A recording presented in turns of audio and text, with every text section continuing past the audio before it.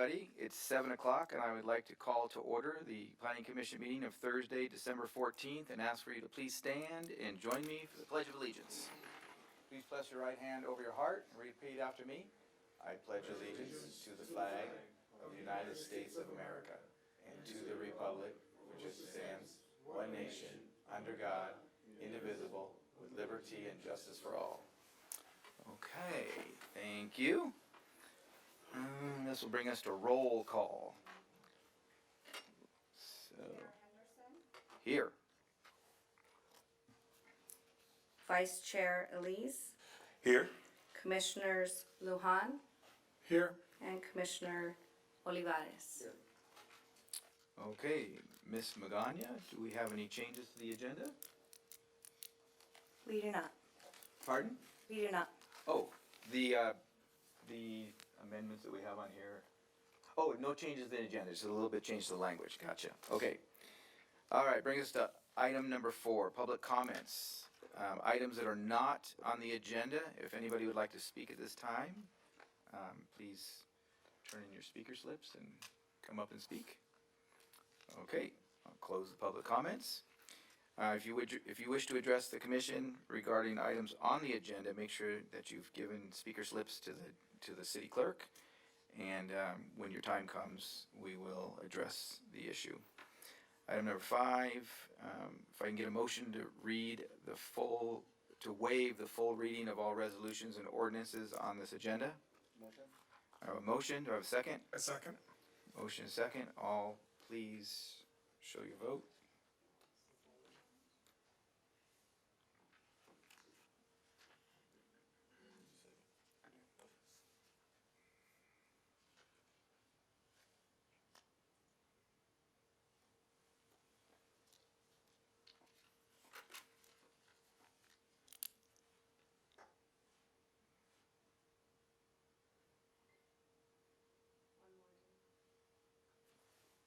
One more.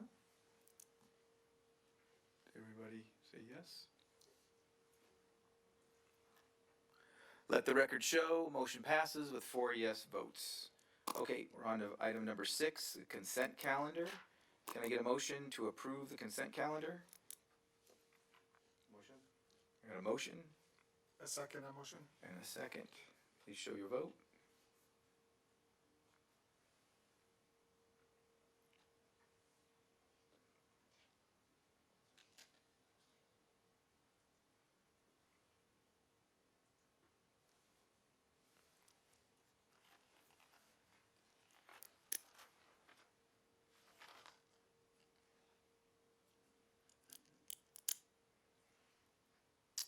Let the record show, motion passes with 4 yes votes. This brings us to our public hearings. Item 7A with Assistant Planner Sarah Sacknick, recommending subdividing 78 acres building and building 2 industrial buildings. All right. Good evening, Commissioners. Before you tonight is a request from Covington Development Partners to subdivide an approximately 78-acre parcel into 2 parcels and construct 2 industrial buildings totaling approximately 1.4 million square feet, which will be developed in 2 phases. This project also requires certification and adoption of the environmental documents prepared for this project. As shown here, the project is located on a vacant parcel on the southwest corner of Avenue M, Columbia Way, and Division Street. Each created parcel will consist of an approximately 700,000 square foot industrial building, trailer parking and loading doors to the north and south, employee parking to the east and west, stormwater management basins along the northern property line, and associated lighting and landscaping throughout the site. The loading areas will be surrounded by an 8-foot high decorative concrete wall to allow for screening and security. The proposed project includes improvements along Avenue M and Division Street and the construction of 2 new public streets, A and B, as shown here. Primary access will be provided by a signalized intersection of Avenue M and Public Street B, and secondary access from the intersection of Avenue M and Division Street. Pedestrian access will also be provided throughout the parking area, and sidewalks will be provided along all public streets, as well as a pedestrian bicycle path that will be provided along Avenue M. The buildings will consist primarily of concrete in varying shades of gray and blue. A couple sections are shown here. Roll-up doors will be located on the north and south building elevations, which again will be screened. The buildings are designed to add visual interest while avoiding identical designs between the two buildings, in compliance with the municipal code. An environmental document was prepared for this project, which identified several potentially significant impacts of this project. Most of the impacts are able to be reduced to acceptable levels through the mitigation monitoring and reporting program. These measures include approval from California Department of Fish and Wildlife for removal of Joshua trees in compliance with the Western Joshua Tree Conservation Act. Collectively, the impact of the project will exceed local thresholds for greenhouse gas emissions and transportation effects. As it is determined that there are no feasible mitigation measures or project alternatives that will be able to mitigate these effects, a statement of overriding considerations is required for approval of this project, stating that the economic benefits of this project, such as job creation and infrastructure improvements, outweigh its impacts. We also received an additional comment letter that is on the dais, and also have a memo regarding some conditions of approval. And with that, staff is recommending that the Planning Commission adopt the resolution as amended, approving tentative parcel map 83915 and site plan review 22-013, certifying environmental impact report 23-001, and adopting a mitigation monitoring and reporting program and statement of overriding considerations. This concludes my presentation. Staff, the applicant team, and the environmental consultants are available for questions. Thank you. Thank you very much, Ms. Stacknick. Do any of the commissioners have any technical questions for staff at this time? Okay, if there's no technical questions, then we will open public hearing on this item. If you are here to speak on the item, please come forward, state your name, and you will have 3 minutes to speak. Zach Strassers.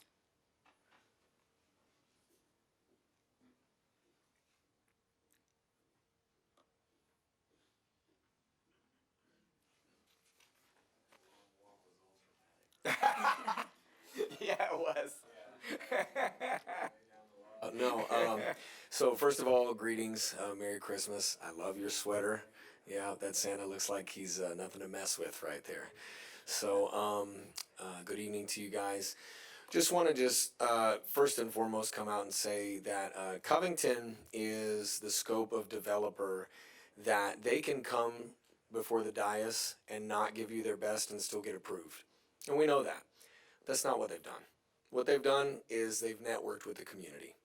They made sure that they laid the groundwork with regards to input. And so they talked to labor, they talked to authentic community in the neighborhoods. They did their due diligence and outreach. What they came back with was a quality project. I'm with Creed LA, and so we look all throughout Los Angeles County, whether it's commercial, whether it's residential, or in this case industrial, and we make sure that projects really meet a certain kind of expectation. It's not something that you want to rubber stamp at an over 1 million foot warehouse. This is something you want to make sure you got the right project, and Covington has done their job. They made sure that they came with something that you could be proud of, not only here, but in perpetuity. They made sure that it was something that would have a generational impact.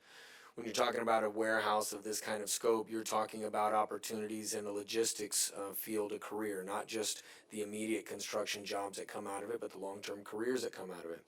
A lot of times you'll have pushback and say, well, you know, with the quality of these jobs, but no, not at the scope of this level. This is something that's speaking forward. It's speaking about the opportunity. If you wanted to go and make a career down at the docks, you would have already had the logistics experience by managing something with this type of square footage.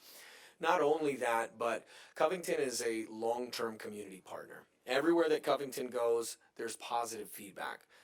Counselors never come back and say, man, I wish we wouldn't have approved that. No, beginning with Planning Commission, even beginning with the time that staff takes, they get the opportunity to comb through a well-developed project. And so we're talking about generational benefits, we're talking about a quality long-term investment community partner, and whatever it is that they give you today, you can expect the same quality from Covington in the future. So just an overwhelming yes, we recommend this project, we want you to move this forward, we want you to take this to council, and we wanted to get it approved there. All that having been said, thank you guys very much. God bless you and Merry Christmas. Okay, Greg? do we have any other speakers? We do. We have three more. Greg Lewis,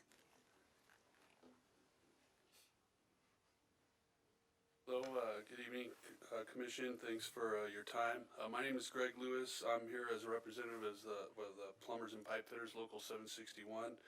And we're here in support of the project.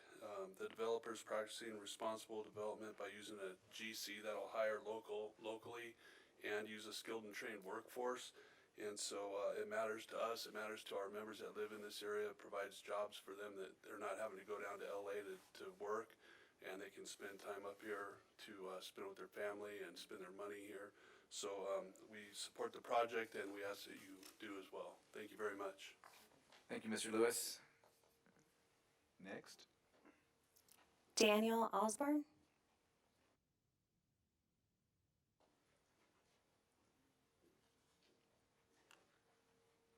Good evening.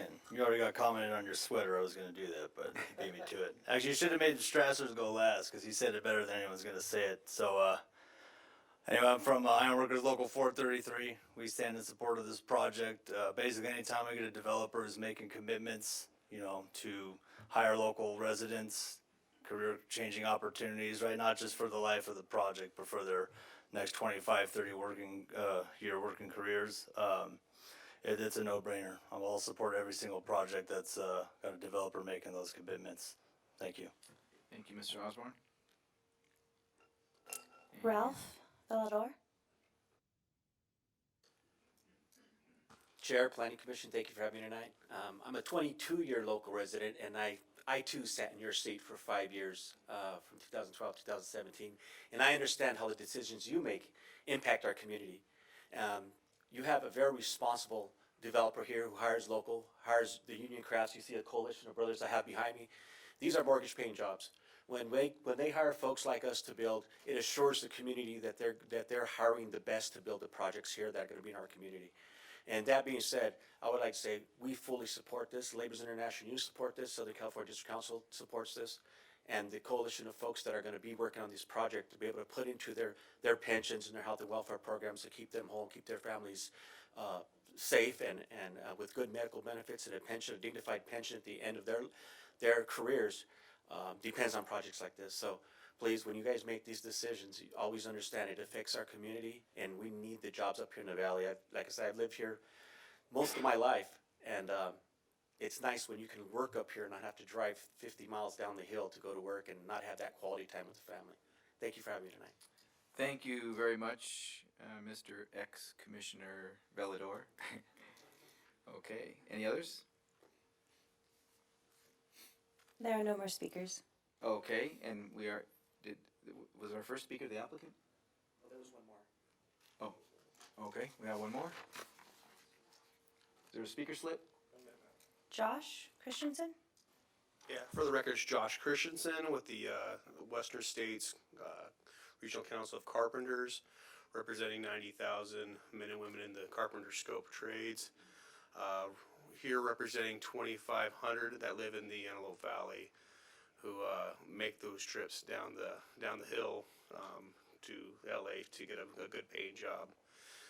Which, as you've heard from all the other colleagues from the other trades, this is going to create an opportunity to get a fair wage here in the town and be able to stay up by their houses. Not only does this provide for a family to be able to spend more time together, to raise their children together, but also gives them the opportunity to spend their money here and local resources, local businesses as well. I'm going to cut my time short. Pretty much as said has been done, and solid company or solid developer.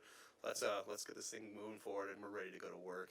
Thank you for your guys' time. You guys have a happy Right, holidays. thank you very much, Mr. Christensen. Okay, is that everybody? And do we hear from the applicant or no?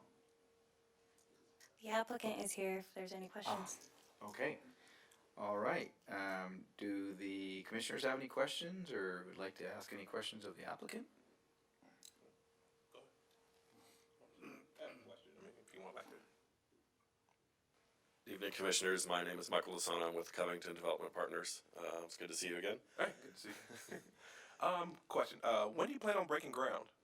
We're eager to do it as soon as possible. As you know, from August, we have one kind of in the pipeline that we're processing our construction documents, and then this one, we have an eager tenant potentially circling. So we're hopeful that we can break ground to get through all of our permits and get all the construction documents. So we hope to be breaking ground about 6 months from now. Okay. And how long does the extension of the project from breaking ground to completion, or rough estimate? It's about like 12 months, 12, 12 13 months, yeah. Okay. Any other questions? So what would the nature of the user typically be? Somebody who has product shipped in, stored, and then Yeah, shipped out? yeah. As you know, we don't have a tenant identified, so it could be a various uses. But yeah, that could be a potential use is sorted and brought it in. And we're seeing with these types of buildings a lot of automation, a lot of advanced employee work and stuff like that. So it could be a lot of different things, but usually pretty good paying jobs. And our company, we like to own assets, so we'd like to stay involved and stay here in the community for the long haul. And are you looking for a tenant, like one tenant that takes the whole building, or would it be sliced up into a whole bunch of pieces?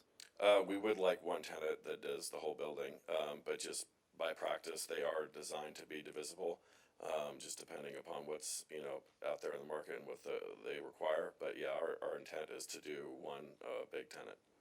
'Cause I noticed there's between the two buildings, you got 200 loading docks. Yeah. That would be a lot of trucks. Yeah, it would definitely be a lot of trucks. I know there's some improvements with ourselves and other developments in the area that would help alleviate the traffic. And I know that one of our big selling points is that the labor is up here.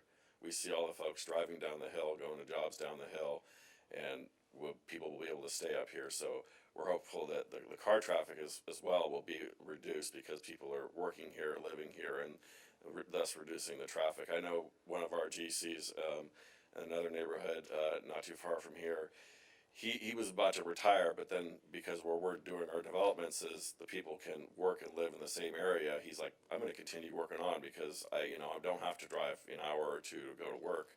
I can just drive down the street and stay at these jobs. So we know that that's what we're going to get here as well. Great. Okay, any other questions? All right, thank you very One much. question. Since this is logistics and you're going to be doing, it's going to be like a lot of you shipping and everything and stuff like that. So what are going to be your hours of operation? I mean, are you guys going to be open like 24 hours? Are there going to be trucks rolling through the night? It really depends upon the tenant, but yeah, there would potentially be a lot of early morning or late evening stuff. So it wouldn't be the peak hours that the trucks would be coming and going because they want to be efficient with their time. But it's really up to the tenant. So we kind of in our CEQA document look at the worst case scenarios, but yeah, it's kind of an unknown at this point. Okay. Luckily, there's not a tenant close by except for the courthouse, so you'd only be disturbing whoever's at the court. Probably everybody leaves the courthouse, I would imagine, 5 o'clock. They don't have jails in there, do they? And then you're just disturbing the prisoners. No, the reason why I asked is because if we have trucks, because we know we have trucks coming down back and forth through Palmdale Boulevard, and I know that they're gonna get off at M. they get off of them. Right off at M. Right? Yeah, but the thing is, we still have truckers that are going to be, driving throughout the night. We want to make sure they get adequate rest because what we don't want is an accident happening, with that many trucks on the road. So do you guys have anything to implement where they have like a rest area? Do we have a rest area here in Palmdale for truckers? Oh, we do. We do. Was it Flying J? What's the one we have at? By the swap meet. What's that one that we have there? We have a nice one, brand new. Yeah, I know it's brand new. The pilot project? Pilot. There you go. Yeah. Pilot. We have a very nice pilot. Have you gotten in contact with them? See how you can collaborate with them. So if you guys ever have drivers that they can use that as a rest area. I haven't done that yet. That would be more of a tenant thing because we don't deal with Well, yeah, the obviously your truckers. tenant. Well, would you recommend that to your tenant? Definitely. Okay. Yeah. Okay. If there are no objections, I will move to close the public hearing and ask for discussion. Wait, excuse me, Oh. you can't have a lawyer not talk. Oh. It's against the rules. Lawyers Okay. got to talk. If the applicant could come back to the podium one moment. We have a ghost. I apologize. That's our city attorney, Bill Curley, on the line. He's on Zoom. Hi, Bill. Hi, The staff had some final refinements of the conditions. They've been provided to the commission. Are you aware of them and in agreement with them? Yes, we're aware of them and in agreement with them fully. Perfect. That's all I needed to hear. Thank All right. you. Thank you to the staff and all the commissioners. I know you guys have been great help through the whole process, from Luis, Micah, and Megan, and Brenda and Sarah. So thank you, everybody, and I appreciate it. Thank you, sir. Okay, I guess I'll close the public hearing again. And any discussion among the commissioners? Or would somebody like to make a motion? I know on this one we have to make a special motion We have to make a include special motion, and I the motion. language that's been changed. Motion language, okay.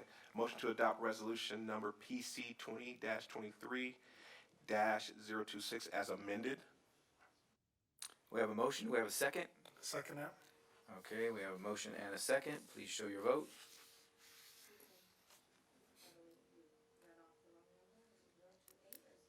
That's 7A? 23-026. It should be 028. Uh-oh. Let's correct that. Do we need to read it again? Yeah, go ahead. All right, let's read that again. Okay. Typo, sorry about that. All right. Motion to adopt resolution number PC 2023-028 as amended. Okay, we have a motion from Vice Chair Elise. We have a second from Commissioner Lujan. Please show your vote.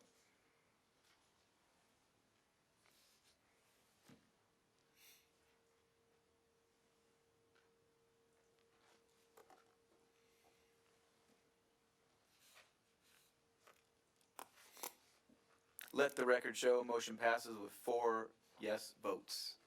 Thank you all very much. We're looking forward to seeing those buildings built.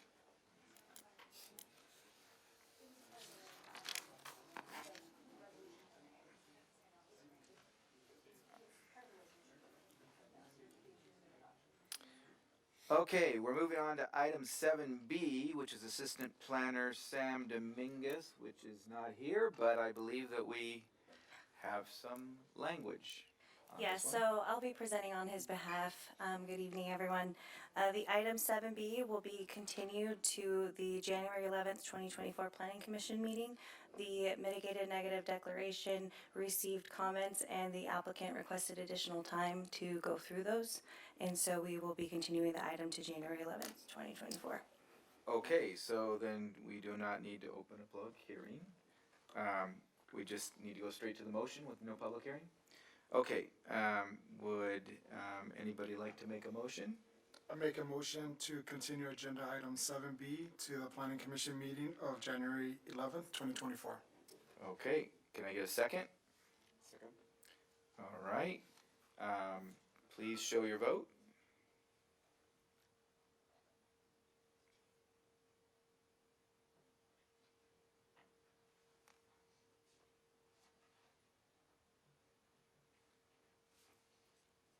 Did somebody press the second? Did you press the second?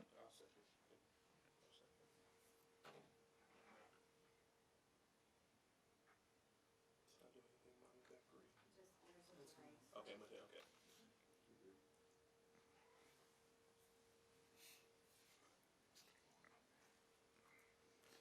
Let the record show that passes with 4 yes votes to be continued to the next planning commission meeting of January.